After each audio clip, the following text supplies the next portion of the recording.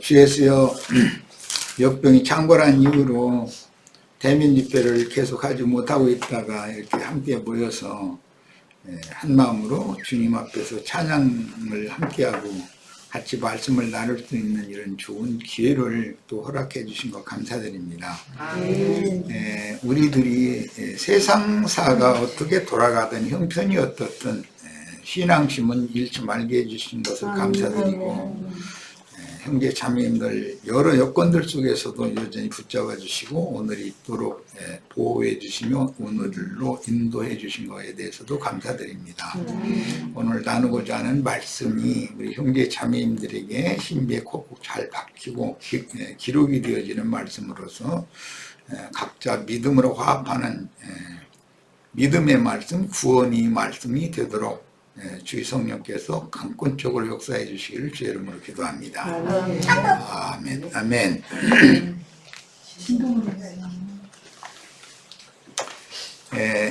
오늘은 계시록, 오늘부터는 이제 계속 계시록 말씀을 나눌 겁니다. 계시록 12장 자료가 상당히 많은데 이걸 계시록 12장을 이 특별 집회를 통해서 마칠까 합니다.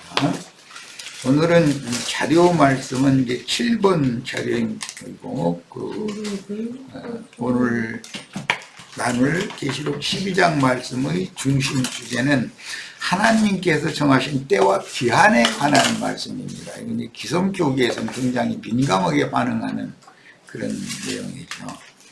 자, 본인의 성경을 오늘 많이 찾으셔야 되니까 다니엘서 4장을 다 펴도록 합니다. 본인의 성경으로. 오늘 중집회에 참석하신 직제들도 다니엘서 4장을 다 펴도록 합니다. 자, 다니엘서 4장 펴셨죠? 4장 16절을 봅니다. 16절. 또 그 마음은 변화, 아직 못 찾으셨어요? 다니엘 4장.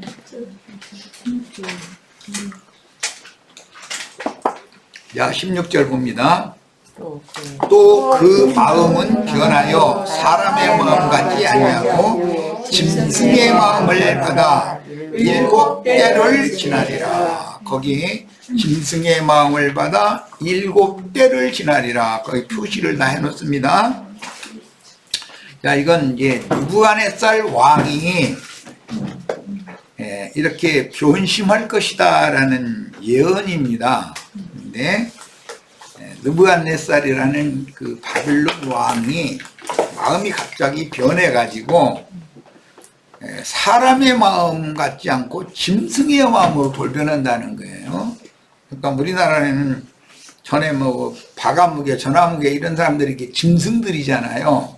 군합발로 그냥 백성들 막 찍어들고 막 총칼로 막 이게 다스리고 그런 인간들 보고 짐승들이라고 그래서 성경에서는 바다에서 올라오는 짐승들이단 말이에요. 그러니까 세상에서 올라오는 그런 세력자들을 의미하는 말이에요. 이렇게 껐는데도 소리가 나네. 자, 그래가지고 사람의 마음이어야 되는데 짐승의 마음을 받아들이면 사람이 짐승인간으로 돌변해 버린다는 거죠. 짐승이라는 표현은 창세기에서부터 사람을 지으시기 바로 전에 짐승들을 지은 얘기가 나와요. 그런데 짐승은 바다 짐승도 있고 땅의 짐승도 있고 공중 나는 짐승도 있어요. 그래서 이제 이 짐승 이야기는 바다의 짐승이라는 건 세상의 영으로 충만한 세상 사람들, 그건 뭐 짐승이라고 그래요. 성경에서는. 사람이라는 말은 인자 예수님을 사람이라고 그러는 거예요. 예수님과 연합되면 그리스도의 사람, 하나님의 사람 이렇게 말하는 거예요.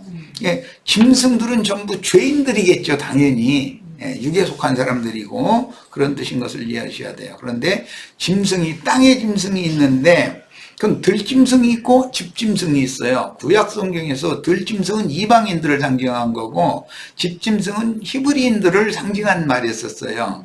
그러니까 이제 이걸 영적으로 적용하자면 믿는 이들은 집짐승, 하나님의 집에 들어온 사람들이니까 불신자들은 하나님이 상관없이 힘을 믿고 사는 인간들이잖아요. 왜냐면 첫째는 뭐 정치적인 권력이 힘이고 돈이 많으면 돈도 힘인 거예요. 그게 네, 힘이고 뭔가 하여튼 이 하나님을 의지하지 않고 자기 스스로 능력을 발휘해서 사는 사람들은 전부 짐승들이단 말이야. 예? 성경이 의미를 잘 이해하셔야 돼요. 그래서 이제 특히 우리 이제 레위기도 지금 말씀 나누고 있는 레위기에 보면은 남자나 여자나 짐승과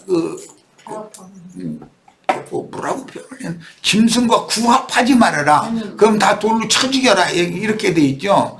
그러면 사람들이 이게 짐승하고 사람이 어떻게 구합을 한단 말이냐.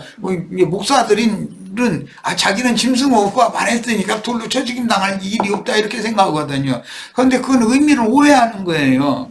자기 자신이 목사가 그 짐승이요 그게. 목사 앞에 가서 설교 들으면 짐승과 지금 구합을 하는 거예요. 강대상에서 설교인데 아멘 아멘하고 앉았으면 지금 이제 일이 벌어지는 거지 말하자면 이제 이런 의미예요. 그러니까 짐승과 이게 구합하는 것은 하나님 볼 때는 아주 가증한 것이다. 그러니까 다 돌로 쳐 죽여라 그랬어요. 그런데 그런 의미를 말할 때 무슨 육신적인 땅에 어떤 뭐 짐승이나 뭐 호랭이나 뭐 고양이나 하고 사람이 어떻게 구합을 합니까? 예를 들자면 그거 말이 안 되는 소리잖아요. 그러니까 이건 그런 소리가 아니단 말이에요. 포악한 짐승, 뭐 호랑이, 사자 이런 것은 상징적으로 군합발로 경찰력 동원해서 그냥 힘없는 백성들 그냥 막 찍어 누르고 막 엄포해가지고 뭐 막 그냥 세금 명목 걸어가지고 강탈해내고 이렇게 하는 게 다 짐승들이거든. 그런데 바다 짐승은 세상 정치적인 짐승, 땅에서 올라온 짐승이라는 계시록에 보면 두 짐승 얘기가 나오죠. 땅에서 올라오는 짐승이라는 건 거짓 선지자라고 성경 자체가 해석을 하고 있어요. 이게 성경이 말한 짐승이라는 개념을 잘 알아야 돼요. 자, 이게 들짐승 중에서 가장 간교한 것은 뱀이라고 그랬어요. 그게 예뱀, 큰용, 마귀. 이게 뱀들아 독사의 새끼들아 유대교 지도자들 보고 그랬죠. 그러니까 그들은 다 들짐승 중에서도 가장 간교한 짐승들이란 말이야. 그런 그 성경으로 성경 해석하는 법을 이해를 하셔야 돼. 뭐 한 절 가지고서 시간이 많이 갔네. 자, 더 읽어 나갑니다. 이번엔 다니엘서 4장 23절을 봅니다. 왕이 보신즉 한 순찰자 한 거룩한 자가 하늘에서 내려와서 이르기를 그 나무를 베어 없애라. 그러나 그 뿌리의 그루터기는 땅에 남겨두고 해와 노출로 옮기고 그것을 들풀 가운데 두라. 그것이 하늘 이슬에 덮고 또 들짐승과 더불어 제 몫을 얻으며 7대를 지나니라 했나이다. 이건 이제 느부갓네살 왕이 나물이 자라서 큰 나무가 되니까 공중의 새들이 그 가지에 다 날아서 깃들이고 그 큰 나무 밑에는 들짐승들이 온갖 그냥 막 자기 처소를 담고서 이렇게 사는 그 꿈을 꿨다 이거예요. 그거 다니엘 보고 이거 야 해석 좀 해다고 그러니까 다니엘이 지금 해석을 해주는 거예요. 그런데 왕이 꾼 그 꿈의 큰 나무라는 것은 바벨론 왕의 보호를 받는 바벨론 제국 사람들을 말하는 건데 바벨론 제국의 술사나 술객이나 이런 것들은 그 큰 나무 가지에 깃들인 새들이 공중 나는 새들이란 말이야. 공중의 그 나는 짐승이죠. 그건 날짐승이죠. 그리고 그 나무 가지 밑에 큰 나무 가지 밑에는 온갖 들짐승들이 다 모여가지고 둥지를 들고 사는 거예요. 집을 짓고. 그게 이제 비유로서 계시록에서는 큰 성 바벨론이라고 하는 세상 교계는 가라지 씨가 모든 씨보다 가장 작은 씨라고 그랬어요. 그런데 가라지 씨를 마귀가 천국 곡식 씨가 풀어진 밭에다가 몰래 밤에 더 뿌리고 갔어요. 그랬더니 그게 나물이 자라가지고 나중에는 나물이 자라서 나무가 돼버렸어요. 그랬더니 공중가는 새가 와서 깃들인다. 이렇게 예수님이 그걸 설명을 다니엘 4장이 느부갓네살의 꿈을 다니엘이 해석한 꿈을 이렇게 설명을 했어요. 이건 에스겔 31장에도 나오는 말이에요. 그런데 그 기간이 정해져 있다 이거예요. 그 나무가 아무리 온 천하를 다 덮을 만큼 이렇게 큰 나무가 됐지만 하나님께서는 그 나무를 베버린다는 거예요. 예. 한 순찰자라는 것은 구약 시대에도 우주 만물을 경영하시면서 온 우주를 다 이렇게 돌아보신 분이 있어요. 그분이 누구냐? 하나님의 성령 예수님을 말한단 말이에요. 지금 한 순찰자, 한 거룩한 자가 하늘에서 내려와서 그 나무를 베어버려라 그랬다는 거예요. 큰 성 바벨론을 무너뜨려라 그랬다는 말이죠. 신약 용어로 하자면. 그러나 그 뿌리의 그루터기는 땅에 남겨둬라 그랬다는 거예요. 자, 그리고 나서 새와 노줄로 그것을 동여 매는 거예요. 그리고 그것을 들풀 가운데 그냥 두는 게 아니라 그 잡초와 함께 자라게 놔둬버리는 거예요. 그러면 이 구약 성경의 바벨론 왕의 그루터기가 자라서 신약 시대의 기독교계가 된단 말이야. 이게 다시 그루터기가 다시 돋아나가지고. 그러니까 마귀도 부활한다라는 걸 보여주는 그림이에요. 이것이 예수님만 부활하는 것이 아니에요. 뱀도 부활을 하는 거예요. 계시록에 보면 그 뱀 꼬리가 뱀 꼬리에서 머리가 나와가지고 불과 연기와 유황을 내뿜어서 다 사람들을 죽인다 그랬잖아요. 그러니까 마귀의 부활을 상징한다. 즉 그때 당시 바벨론이라고 하는 것이 역사상에 있다가 없어지지만 먼 훗날 영적으로 다시 나타난다 이 말이에요. 그걸 상징하는 거예요. 그런데 그렇게 될 때까지 기간이 7대다라고 정해져 있단 말이에요. 때가 정해져 있는 거예요 이게. 자, 이번엔 다니엘 4장 25절입니다. 왕이 사람에게서 쫓겨나서 들짐승과 함께 살며, 들짐승이라고 하는 것은 주인이 없는 짐승이니까 힘을 믿고 살아야죠. 사자나 호랑이나 하이에나나 이런 것들은 힘으로 약한 초식동물을 다 잡아먹어버리잖아요. 그건 표상이잖아요. 예, 이렇게 들판에 사는 것들은 들짐승이니까 주인이 없단 말이에요. 이게 먹는 것도 자기가 구해 먹어야 되고 잠잘 자리를 찾는 것도 자기가 다 해결을 해야 되는 거예요. 그러나 집짐승이 되면 그 집의 주인이 먹여주고 입혀주고 재워주고 우리 칸에서 똥 싸놓으면 똥까지 다 치다가 그 밭에다 내서 거름으로 쓰고 다 하잖아요. 그럼 들짐승은 돌봐줄 주인이 없다 이런 말이에요. 지금 이제 상징이요. 그러니까 내 주먹을 믿어라 하는 사람들은 들짐승들이겠죠. 네. 자기를 보호해줄 자를 찾을 필요가 없는 거예요. 집짐승은 주인이 밥 안 주면 덜덜 굶고 가만히 할 수 없는 거예요. 굶어 죽어도 그냥 꼼짝 못하고. 그러니까 우리는 짐승이라도 집짐승이 된 것을 감사하셔야 돼. 이게 때만 되면 정확하게 먹을 거 찾아다 주셔. 나는 가난해서 힘들게 살았다 그러지만 한 끼라도 굶는 분이 있으면 손들어. 지금 굶는 분이 있으면 손들어. 그러면 매달 20kg씩 교회에서 쌀 보내줄 거야. 딱딱 먹을 것 갖다 주시고 입을 거 없다고? 입을 것도 딱딱 철에 맞춰서 겨울에는 겨울 옷 입혀주고 여름엔 여름 옷 입혀주고 다 하셔. 걱정할 것 없어. 옷 없어서 헐벗게 생긴 분 손 드셔. 그럼 교회에서 훈우까지라도 이게 좀 빨아서 갖다 드릴 거니까. 그러니까 이게 뭐냐, 믿음으로 사는 사람들이다 이게. 먹는 것이든 입는 것이든 마시는 것이든. 이제 복음서에서는 예수님이 솔로몬이 아무리 부드러운 옷 입고 왕궁에서 그랬지만 들꽃만도 못했었다. 솔로몬의 영화라는 거는 아무것도 아닌 거다. 그랬어요. 실제 우리 보면은 그렇잖아요. 인간 영화 보면은 우스꽝스럽죠.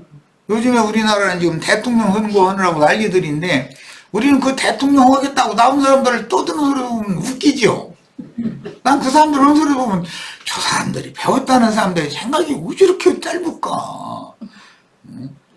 5년간 하기로 정해놨지만 분명히 3년 반 지나면 1년 반 동안은 욕만 바가지로 얻어먹고 끝나면 잘못했다 감옥에 가고 뻔히 하는 일인데 왜 그걸 하겠다고 전할 이유를 놓을까 싶으죠. 그런데 그 사람들은 그거에 눈독이 들려가지고 딴 사람이 당신 그거 하지 말고 그런 쓸데없는 데 하지 말라고 그랬다가는 원수 삼아버려. 그 사람들은 완전히 정신세계가 다르거든요. 옛날부터 이 정권이라고 하는 것은 아버지와 아들 사이에도 권력이라는 건 나누지 못한다는 거예요. 그래서 우리나라도 사도세자를 그 아버지가 죽였잖아요. 세자인데 자기 후대 왕삼을 사람인데 왕들 사람인데 그 사람이 자기를 지금 미리 덤비는 것 같다 하고 생각되니까 그냥 뒤지어다 누라 해가지고 군게 죽여버렸다는 거예요. 그 정도예요. 이 권력욕이라는 건. 그리고 세상에 이건 속담이지만 이 정치 권력에 무슨 시장이나 군수나 뭐 무슨 도지사나 뭐 국회의원이나 등등 여러 가지 이제 이 선거를 해서 그 권력의 자리에 오르고자 하는 야심이 있는 사람은 2번 낙선하면 살림이 쫄딱 망하고 3번 낙선하면 빚이 잔뜩 지게 마련인 거거든. 그런데 4번째 또 나올 때는 이제 마누라 판다는 거예요. 그만큼 이게 마약보다 더 독하다는 거거든요. 그런데 그게 마귀가 사람의 정신을 그렇게 꽉 잡아버린다는 뜻이거든요. 그래서 그렇게 해서 정권을 잡은 자라도 7대 하나님이 정해준 때가 지나면 허무하게 모든 권력 다 내놔야 되고 수모당해야 되고 헛날이 반드시 오는 거예요. 그럼 그때 그리스도가 모든 권력을 잡고 주님만이 최고의 권세자라는 것을 이제 온 세상에 선포하는 때 오는 거죠. 그러니까 7대 동안은 얘들이 좀 판을 좀 치는 거지. 그런데 그 7대 동안이라는 것이 하나님이 정해놨다. 이건 이제 창세기 시작에서부터 뱀은 반드시 흙을 먹을 수 있는 기간이 정해져 있어요. 뱀은 종신토록 흙을 먹을지니라 이랬잖아요. 종신이라는 말은 몸이 끝나는 날이다 이 말이에요. 이 몸이 죽는 날, 뱀의 몸이 죽는 날이라는 것이 정해져 있단 말이에요. 그게 7대라는 것이 정해져 있다는 거예요. 그러니까 뱀도 한참 이제 그 판을 칠 때는 흙을 막 파먹어야 되니까 흙을 먹는다는 건 흙으로 지음을 받은 첫사람, 옛사람, 흙에 속한 사람을 먹는다. 밥으로 취한다. 그런 말인데 피를 흘리는 권세가 있다 이 말이에요. 그럼 흙에서 난 사람들이 자기에게 복종하면은 잡아먹을 필요 없죠. 이미 자기한테 먹힌 상태인데 뭘 또 잡아먹겠어요. 반대하니까 반대하니까 피를 흘린다 이거예요. 그게 카인이 아벨을 죽이는 것부터 시작해서 카인은 뱀의 영이 들은 사람이잖아요. 짐승의 마음을 받은 사람이잖아요. 카인은 하나님의 마음을 받은 동생인 아벨을 돌로 쳐서 죽였어요. 그런데 그게 뱀이 흙을 먹는 것으로 상징을 해놨다. 뱀은 육체를 잡아먹는 거예요. 그럼 육체 속에는 사실은 죄가 구하고 있죠. 그러니까 뱀이 육체를 잡아먹으면 사실은 알고 보면 자기 자신의 그 거처를 자기 스스로 이렇게 소멸시키는 것이죠. 그 예수가 죄 없는 분이지만 육신의 모양으로 자기 땅 자기 백성에게 오셔서 마귀에게 죽임당했는데 그게 사실은 마귀가 지가 거할 처소를 자기 스스로 소실 없애버린 일이란 말이에요. 육체를 마귀가 육체를 종으로 삼고 육체를 밥으로 먹고 살죠. 이제 뭐 개인적으로 보면 저기 혈기와 각도의 육체의 정욕들이라는 것은 구더기가 이렇게 파먹는 걸로 상징을 해놨어요. 그런데 그게 육체라는 건 구더기 밥이다, 마귀 밥이다, 이제 이 말인데, 그 마귀의 사자들을 지옥 사자들이라고 그랬잖아요. 뭐 지옥불 속에서는 구더기도 죽지 않느니라 그랬는데, 그런 방식으로 다 하나님의 목적을 이루어지지 못하게 하기 위해서 마귀가 회방을 놓느라고 육체를 먹는데, 사실은 육체 속에 죄가 거하면서 지가 왕도를 해야 되는데 육체를 다 먹어버리면 지가 거할 초소 자체를 스스로 소실시킨다는 뜻이잖아요. 그러니까 그를 최우정적으로 힘센 천사가 하늘에서 내려와서 계시록 20장에 보면 그 마귀를 결박해가지고 무저갱을 열고 무저갱에다 집어넣고서 딱 잠궈놔가지고 나와서 활동하지 못하게 한다는 거예요. 그리고는 천년이 차면 그 잠시 풀어놓고 일을 시킨 다음에 최후로는 그 마귀와 그 사자들과 모든 것들을 전부 영영한 불못에다가 싹 집어넣어가지고 다시는 밖으로 나와서 활동할 수 없게 만들어 놓는다는 거예요. 이런 것이 하나님의 경륜이에요. 자, 이번에는 25절 봅니다. 왕이 사람에게서 쫓겨나서 들짐승과 함께 살며, 여기 왕은 그때 당시 역사상으로 바벨론 왕 느부갓네살을 말하는 거예요. 그 꿈을 해석해 주는 이야기니까. 들짐승과 함께 살며 소처럼 풀을 먹으며 하늘 이슬에 젖을 것이요 이와 같이 7대를 지낼 것이라. 이게 7대 얘기가 계속 나오고 있어요. 느부갓네살 왕이 한참 권세를 부릴 때는, 문자대로 하자면 느부갓네살 왕이 무슨 사람한테 쫓겨나가지고 들짐승과 함께 꼬링이어 살았겠어요? 무슨 토끼 오고 살았겠어요? 들깨 오고 살았겠어요? 지금 그 말이 아니잖아요. 들짐승의 마음을 받은 포악한 하나님을 부인하는, 믿지 않는 그런 불신자들과 함께 산다 이 말이에요.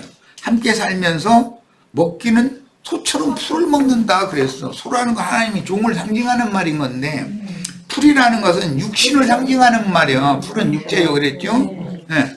그런데 여기에 나오는 소가 먹는 풀이라고 하는 것은 창세기 1장에서 모든 짐승들에게는 풀을 식물로 주노라, 이게 이미 창세기 1장에 나온 말이죠.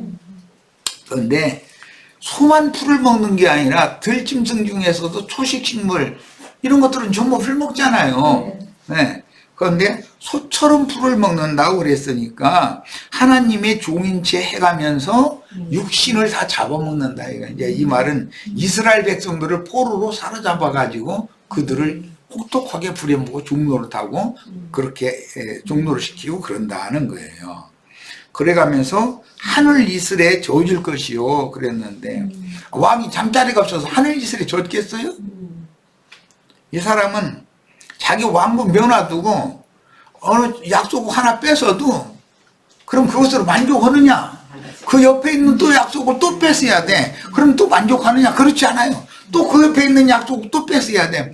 이러다 보니까 전방의 야전 침대에서 일생을 사는 자기 왕국 멀쩡한 좋은 왕국 변화두고 얼마든지 그렇게 해가지고 전 세계를 자기 휘하에 다 놓고자 하는 그런 야망이 있다 보니 끝이 안 난다 이거예요. 그 몽골의 칭기스칸이라고 하는 그 사람이 일생을 전장터에서 살았잖아요. 자기 울란바토르에 자기 왕궁이 얼마나 멋있게 다 돼 있는데, 아니 편하게 좀 거기 좀 앉아서 좀 안식하고 살 일이지.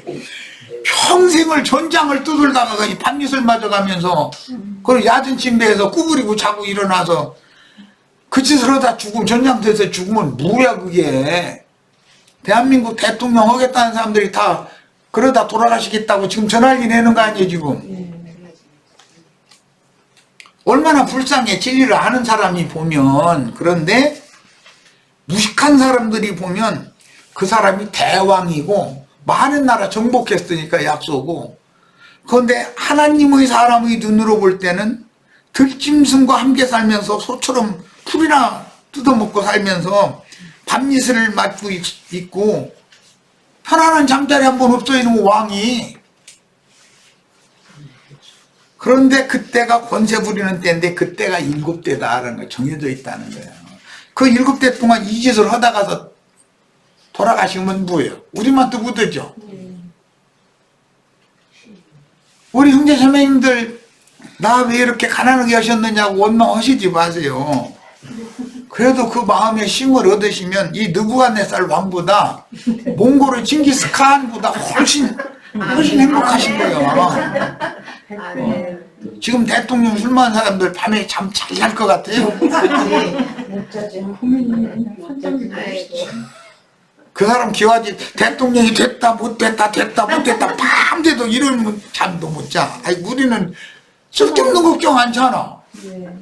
얼마나 행복해. 뭐 한화 회장 뭐 삼성 회장 이런 사람 행복할 것 같아요? 우리 형제 자매님들이 행복하지 그 사람들 행복하지 않습니다. 그 사람들은 그냥 눈만 뜨면 염려 걱정, 뭐 보고 올라오는 것마다 무엇이 문제가 있답니다, 무엇이 문제가 있다 이러지 뭐가 잘 돼갑니다라는 건 보고도 안 해. 잘 돼가는 일이 좀 있으면 보고올 일이 뭐가 있어. 부장이면 부장, 과장이면 과장이 지가 영광 다 받아버리면 되는 일이고 눈 딱 감아버리고 보고 안 오면 되는 일인데, 이런 것이 세상 나라라는 것을 아셔야 돼. 이렇게 하면 너무 극단적인 비유인지 모르겠지만, 자, 그래서 바빌론 왕을 다니엘이 말할 때는 네 왕 얘기가 바다에서 큰 네 짐승이 올라왔다 그랬는데 첫 번째 왕이 바벨론 왕으로서 금머리란 말이에요. 비유요. 두 번째 왕은 파사 왕이죠. 가슴이었었죠. 은가슴. 세 번째 왕은 헬라 왕이에요. 그런데 뭐 넓적다리 뭐 종아리 뭐 그렇게 했어요. 그 다음에 마지막 왕은 로마 왕인데 그는 그 철과 진흙이 섞일 수 없는 그 양발, 발가락 10개, 10발가락, 이게 상징이 되었어요. 이렇게 성경에서는 이제 계시록 13장에도 바다에서 올라오는 짐승의 뭐 10뿔 이야기가 나오는데, 그 세상 권세자들을 바다에서 올라온 짐승의 뿔들이라고 그래요. 그러는데 그 사람들은 항상 염려 걱정이에요. 모든 장관들 뭐 국무위원 주재한다고 하면은 이런 문제가 있답니다. 이런 문제가 있다. 국가 경영이라는 게 장난이 아니잖아. 이게 우리 같은 사람은 분량이 적으니까 뭐 국가 경영은 고다치고, 한 가정 4간이 사는 것도 둘이 부딪혀서 날마다 안 좋아가지고서 큰 소리나 쌓고 그랬었는데, 나라를 경영하려면 그게 얼마나 힘들겠어. 그거 하려고 애쓸 필요가 있어요, 없어요? 그럼 지금 뭐 그 대통령에 나온 그 아저씨들 보고 그런 짓, 왜 그 쓸데없는 짓 하느냐고 이랬다가는 나보고 미친놈이라고 할까 하면서 암새 말고 있는 게 낫지. 그 사람들은 이거는 영이 다르단 말이에요. 그들의 생명은 세상에 있고 우리의 생명은 하늘에 있으니까 이게 극과 극일 수밖에 없는 거죠. 그 다음에 32절을 차례죠. 네가 사람에게서 쫓겨나서 들짐승과 함께 살면서 소처럼 풀을 먹을 것이요, 이와 같이 7대를 지내서 지극히 높으신 이가 사람의 나라를 다스리시며 자기의 뜻대로 그것을 누구에게든지 주시는 줄을 알기까지 이르리라 하시더라. 다니엘이 느부갓네살의 꿈을 해석해 주는 중이에요. 지금 내가 쭉 한 얘기가 지금 이 얘기죠. 네. 당신 왕궁, 수산성에 느부갓네살 왕궁이 어마어마한 수산궁이 있잖아요. 바빌론의 왕의 궁이 있는데 거긴 변화두고 바벨론은 어마어마한 모든 군수국들을 다 점령한 제국이거든요. 그러니까 옆에 나라 하나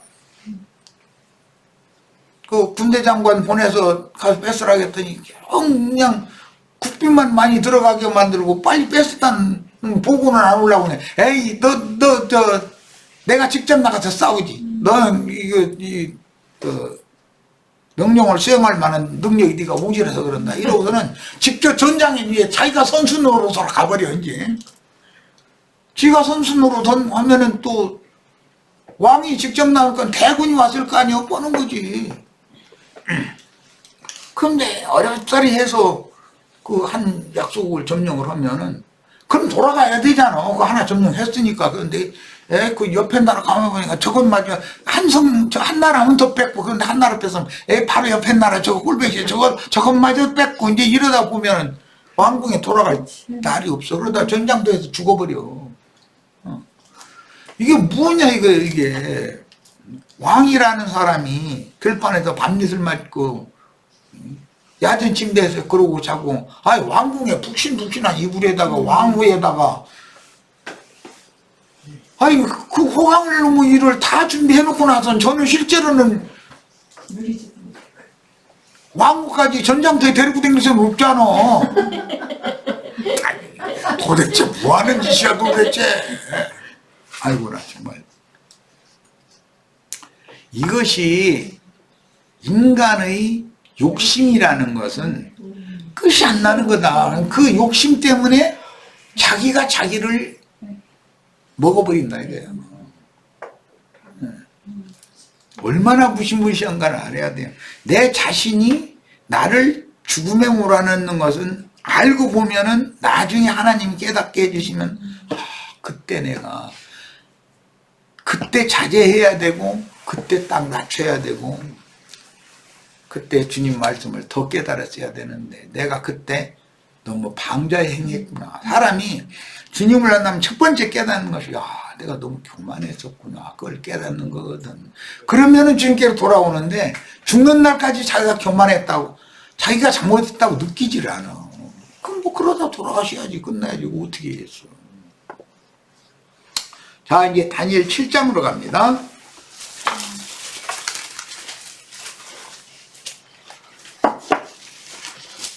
빨리 해야 되겠네.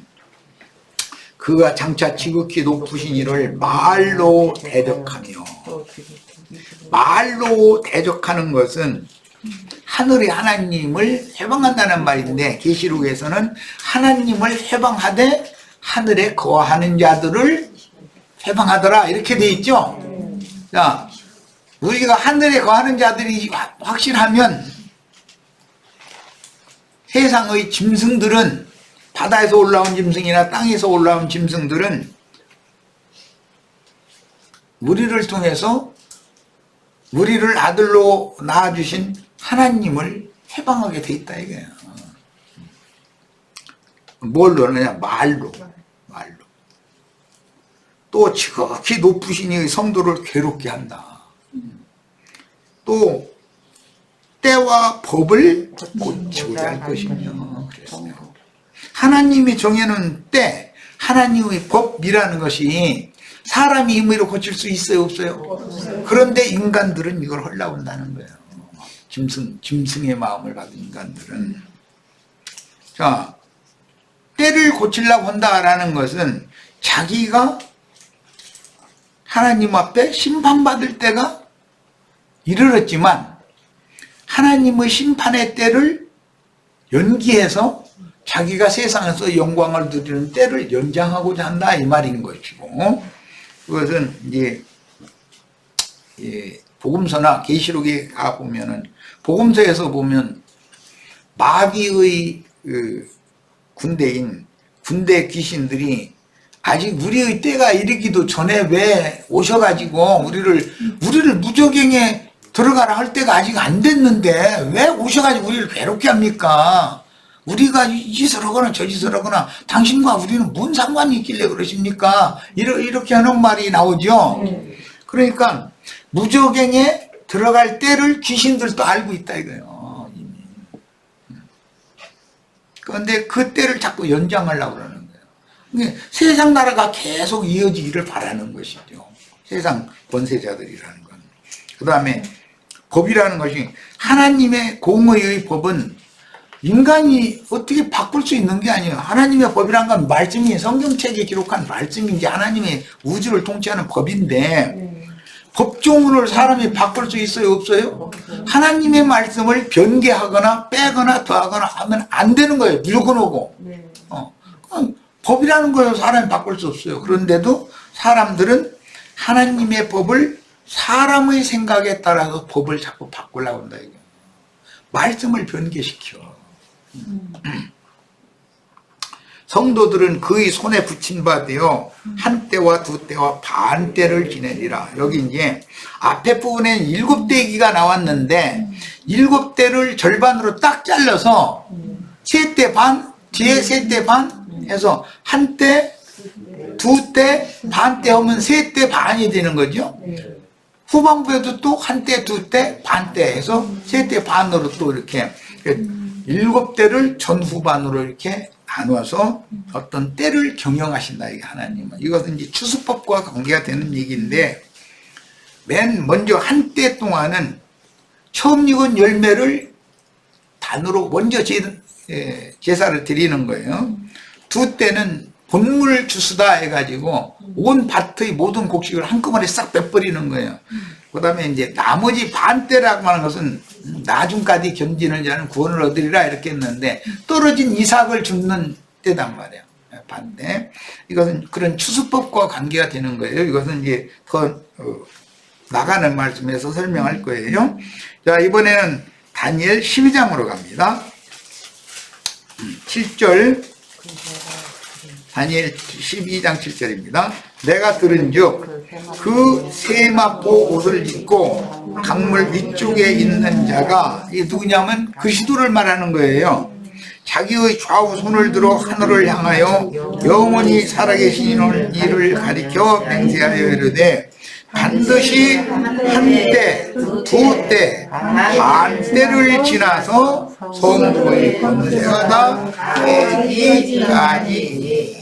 그러니까 때가 한 때, 두 때, 반 때라고 하는 때가 정해졌는데 그 한 때, 두 때, 반 때라는 건 성도의 권세가 다 깨지는 건 때다 이렇게 말씀하신 것은, 성도의 권세가 깨진다라는 것은 이제는 짐승의 때가 온다 이 말이에요. 짐승의 때. 성도들을 수가 며치더니 다 죽인다 이제 이 말이니까. 네, 모든 일이 끝나리라 하더이다. 자, 마태복음 8장 28절로 34절.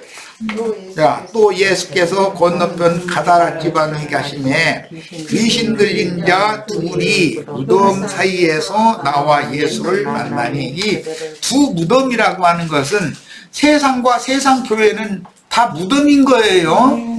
거긴 죽은 자들이 처소죠. 세상 사람들 다 죽은 자들이죠. 몸이 죽었어요? 영이 죽었어요? 몸은 멀쩡히 살아있는 것 같으나 하나님 보시기에 영이 다 죽은 자다. 세상 교회 사람들 조아무 계시 엊그제 잡고 했는데 그 사람 믿는 사람이에요? 영이 산 사람이에요? 죽은 자예요? 이런 것도 모르면 안 되죠. 너무 어떤 사람들이 들으면 기분 나쁘게 들을 수도 있겠지만은 그런 분들은 믿는 자가 아니었었어요. 거짓 선지자로서 성도들을 미혹해서 지옥 자식 되게 하는 용도로 사탄의 사자로 쓰임을 받다가 간 거죠. 자기 생애 동안을. 그럼 그 증거가 뭐냐? 그 사람이 살아생전하는 얘기가 있어요. 불교의 중을 만나면 모든 종교에는 구원이 있으니까 불교에도 구원이 있고 기독교에도 구원이 있고, 그런데 당신은 불교 포교하고 나는 기독교 포교한다 이러고 다녀요. 그러면 그게 귀신 신하라 까먹는 소리예요. 글씨도 전도자가 하는 소리예요.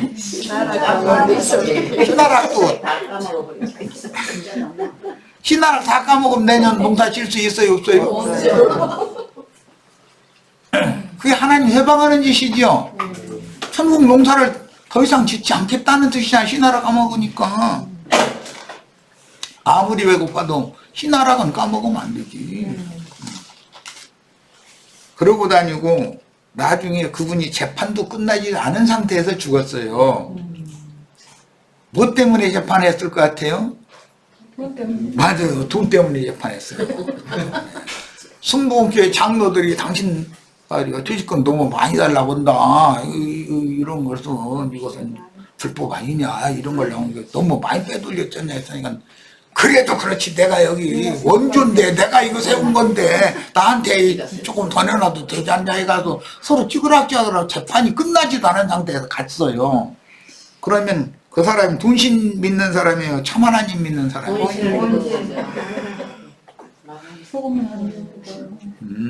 그러니까 순봉교회라는 데 다니는 분들은 이 말 들으면 아마 기분 나쁠지 몰라요. 그런데 이 인간의 기분 문제하고는 상관없는 거예요, 이거는. 그 사람의 입에서 진리를 증거하다가 박해를 받다가 순교자가 됐느냐. 사람들에게서 영광을 받고 헌금도 받고 부귀영화 다 누리고 그러다가 자기 욕심에 이끌려서 자기 욕심 이루지도 못하고 갔느냐 이걸 보고서 판단을 해야 맞는 것이지. 그분이 전 세계에 무슨 교회를 몇 개를 세우고 그 신자들이 몇십만 명 몇백만 명 이런 얘기만 하면 아니 예수님 오셨을 때 전부 다 유대교인이었어. 예수님의 제자는 12명밖에 안 돼요. 그 중에 한 놈은 대반자고. 그러면 숫자 싸움으로 말하면은 뱀들아 독사의 새끼들아 했던 유대교 지도자들이 숫자가 많지 예수님이 과연 숫자가 많았겠냔 말이에요. 예수님도 한참 날릴 때는 발에 밟힐 만큼 많은 사람들이 따라왔다겠어요. 그런데 나중에 나는 너에게 육신의 떡 줘서 배불리려고 온 것이 아니다. 나는 영원한 생명을 주는 참떡을 주러 왔다. 이러니까 쏠 몰라가듯이 싹 빠져나가 버렸다는 거예요. 다 떠나가 버리고 이제 제자들만 나오니까 주인도 허탈하니까 야 너희도 갈래? 베드로가 나서가지고 영생의 말씀이 여기 계시오니 우리가 니게로 가겠습니까? 그래가지고 나머지 제자들만 남았다는 거예요. 그러니까 주님은 인간들이 많은 수 저희 다수를 하나님은 원치 않는다고 그랬어. 왜 이런 구절은 왜 그건 성경 아니야? 왜 그런 구절은 갖다 안 되고 우리 교회는 몇만 명이니 몇십만 명이니 왜 그런 소리만 하고 앉았어? 이사야 선지자는 너희가 안식일날 무슨 절기 지킨다고 월삭에 매년제 때 대회로 모여가지고 그냥 소잡고 양잡고 막 기름 태고 앉아. 난 그런 기름인지 아주 질렸다 이제 그만 좀 해라. 그지 좀 대회로 모이지 말라 이래요 이제. 그럼 우리처럼 소수만 모이라 이 말이거든. 주님과 지지자들은 12명하고 주님하고 모인 그게 유대인들이 볼 때는 그게 얼마나 하찮게 보였겠어요. 왜 이런 것은 생각을 하네. 그러면 또 우리는 이제 10명도 안 되는데 그럼 우리가 이제 이거다 또 이러면 그러면 또 안 되지. 여기 12명이면 12제자네.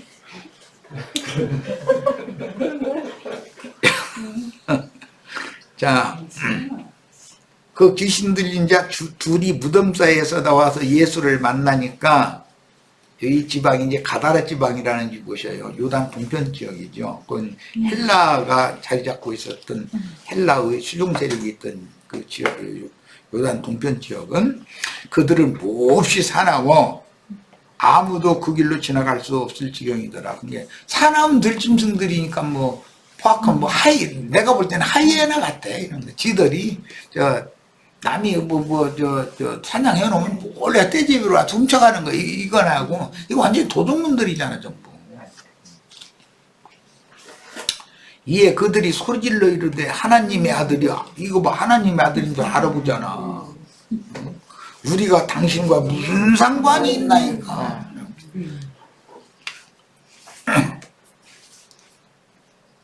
때가 이르기 전에 여기 때라는 걸 이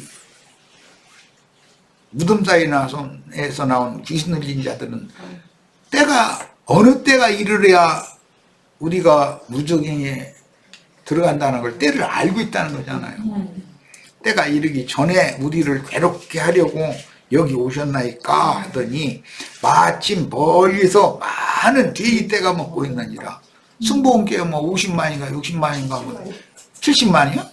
70만이나 그냥 꿀꿀꿀꿀꿀꿀 하면서 돼지 밥 내놓으라고 그냥. 돼지 목소리는 또 여간 커고 돼지 우리 한번 가보세요. 뭐 돼지 치는데 꽥꽥대면 아주 동네 떡 나와.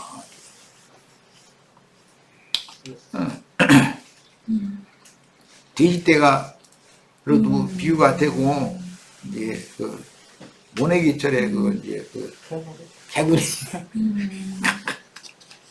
저쪽에서 두꺼비가 막 아무는 먹으면은 그냥 있는 개구리는 다 달라 들어가지고 개굴 보면 잠도 못 자 얼마나 시끄러운지.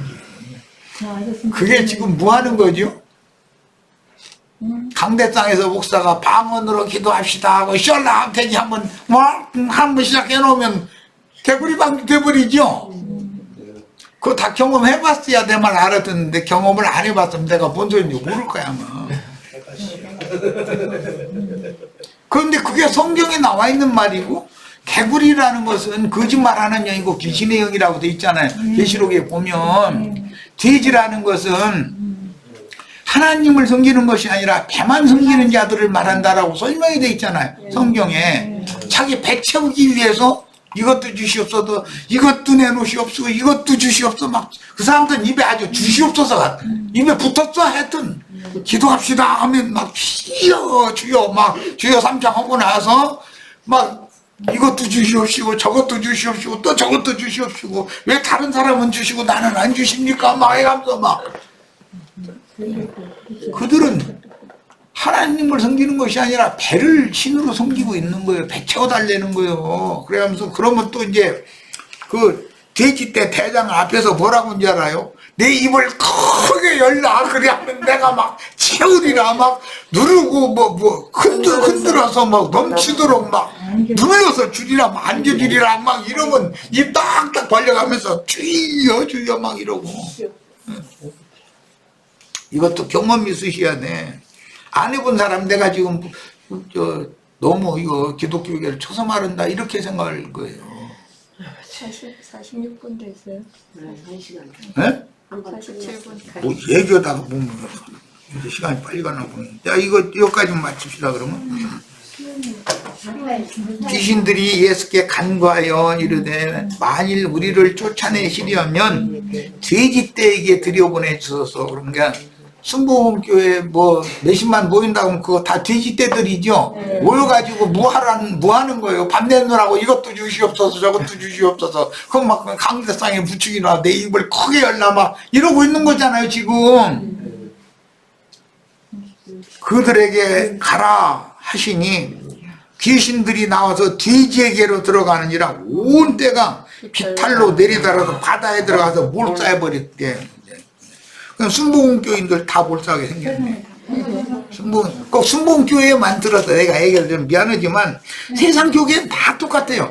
처음에는 그 대두동에서 시작할 때 장로교단 앞에 나서가지고 조화무예 씨, 추자실 씨다 이거 이단이다 이러면서 난리 났었어요. 그러더니 여의도에다가 번뜩하게 집안은 크게 짓구나 또 사람이 꾸역꾸역 모여들기 시작하니까 오히려 이단이라고 떠들던 사람들이 거기 가서 교회 부흥 배운다 해가지고 세미나하고 날마다 그 지도서는 저희도 똑같이 하는 거지. 배나 더 해버려 배나. 요새는 장로교단이 불러 도해요.